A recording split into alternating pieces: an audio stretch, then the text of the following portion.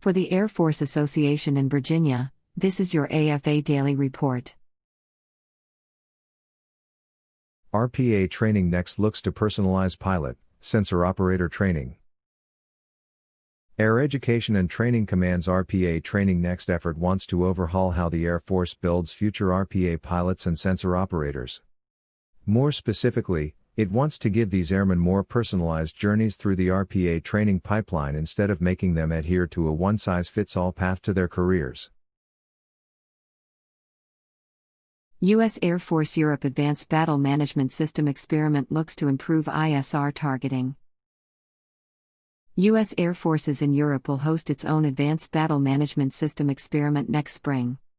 The exercise will bring in allies and take advantage of new joint all-domain command and control capabilities to speed up intelligence, surveillance, and reconnaissance targeting, U.S. Air Forces Europe boss General Jeffrey L. Haragian said at a virtual June 29 Mitchell Institute for Aerospace Studies event.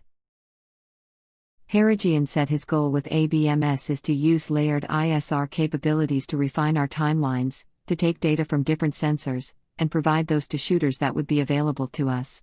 The Air Force has a series of the experiments planned, each hosted by different commands.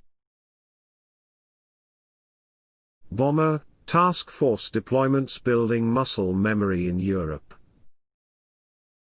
The unprecedented pace of Bomber Task Force deployments to Europe recently has allowed U.S. Air Force's strategic forces to train with allies they haven't flown alongside before in areas generally unfamiliar to the bombers, the head of U.S. Air Forces in Europe said. The task force fights, which recently have been flown direct from the continental U.S., have ventured into the Black Sea, the Baltics, and even the Arctic to demonstrate how well U.S. Strategic Command and Air Force Global Strike Command are able to integrate with allies, U.S. Air Forces Europe boss General Jeffrey L. Haragian said June 29 at a virtual Mitchell Institute event. We were able to generate these sorties and coordinate them from across Europe to facilitate training opportunities, demonstrate interoperability, and, at the end of the day, ensure we continue to refine what I'll call our muscle memory to operate across Europe, Haragian said.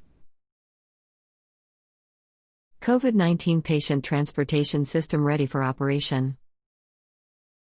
The first operationally ready negatively pressurized Connex arrived in Ramstein Air Force Base, Germany, on June 24. The adapted shipping container can fit onto C-17 and C-5M aircraft, and can safely transport up to 23 COVID-19 patients without risking contamination of the aircrew or aircraft, according to a USAF release. The NPC has been in development since early April, when Air Mobility Command and Air Force Materiel Command leaders called for a method to move large numbers of COVID-19 patients, should the need arise. The NPC allows us to perform those life-saving movements in only hours, said Colonel Timothy Mock, Air Mobility Command Requirements Division Chief. Eielson Airmen build bombs for new F-35As.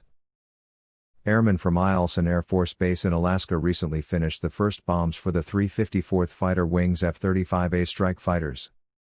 Eielson, which received its first two F-35s on April 21, is the first Pacific Air Forces base to host F-35s. The fighter delivery and munitions manufacturing are part of a shift for the 354th Fighter Wing as they start a combat mission alongside ongoing Red Flag Alaska training exercises. Virtual events, Goldfein discusses the state of USAF at Brookings, and more. On July 1, Air Force Chief of Staff General David L. Goldfein will appear in conversation with Brookings Institution Senior Fellows Michael E. O'Hanlon and Franca Rose, where they'll discuss the state of the service, innovation efforts, recruitment, the Space Force's development, and more. This concludes our broadcast. Please consider joining the Air Force Association today. End of transmission.